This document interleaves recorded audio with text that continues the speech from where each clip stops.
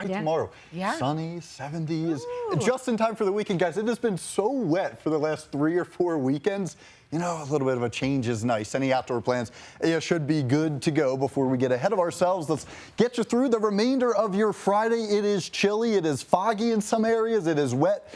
In other areas, we got to 52 degrees as the high. There's now a front pushing off the foothills that'll slowly drop our temperatures for tonight.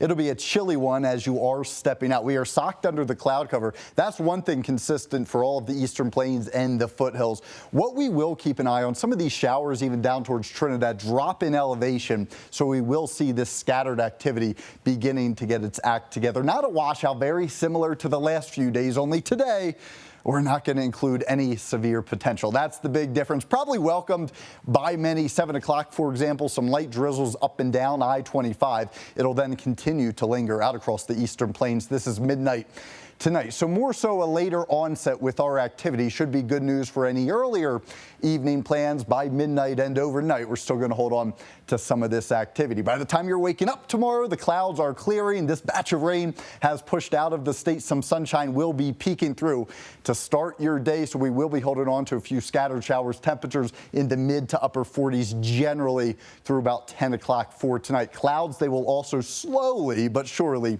begin to clear. You'll need an extra layer overnight. 30s, 40s out across the eastern plains, 20s and 30s for our friends in the high country. By tomorrow, we're calling this weather whiplash, only this time we are going from cooler to mild, sunny, at least to start the day. 60s and some 70s up and down the eastern plains. Much more spring-like 50s, 60s for our friends in the high country. This does put us anywhere 5 to 10 degrees up above average, and it doesn't quite matter where you're located.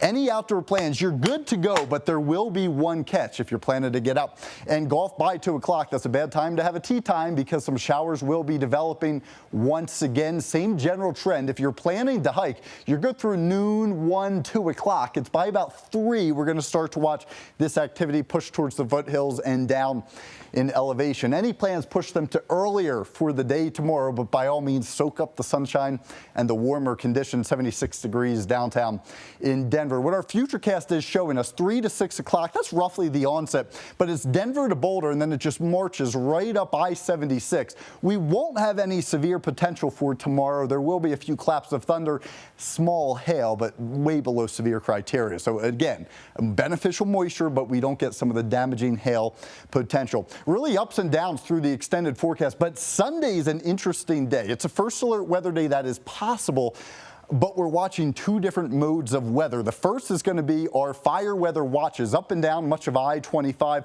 portions of the plains, the western slope, the southwestern corner, even the San Luis Valley. Fire conditions are ripe. We also have something called a dry line. This sets up from Fort Morgan to Lyman. That'll bring severe potential, large hail and damaging wind gusts. That'll be possible on the far eastern plains. So several modes of weather will be expected for the day on Sunday. It also gets downright windy with 80 degrees as the high. Then you get guys through the remainder of the week ahead, 60s and 70s. We're stuck in this pattern of the really beneficial showers. If we do avoid the severe potential, well, we need the moisture. We will take all that we can get. Yeah, we definitely